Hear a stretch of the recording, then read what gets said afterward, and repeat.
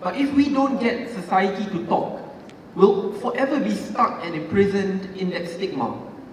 And we need to get many more layers of society to start talking about it so that society normalizes itself to mental health issues. Equity and equality.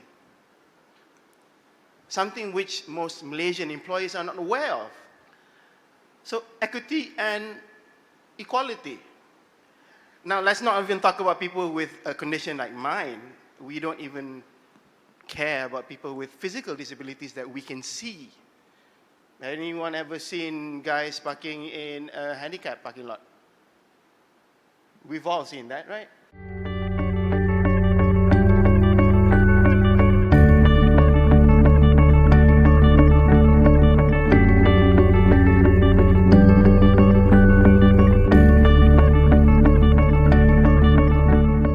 Self-harm. So again, another feature we see a lot with people who are having suicidal ideation, they cut themselves.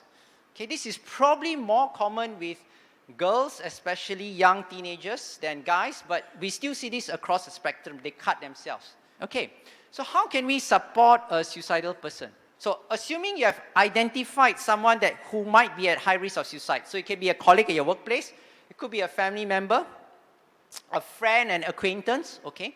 So how do we start the talk? Okay, so number one, you want to be calm as much as possible.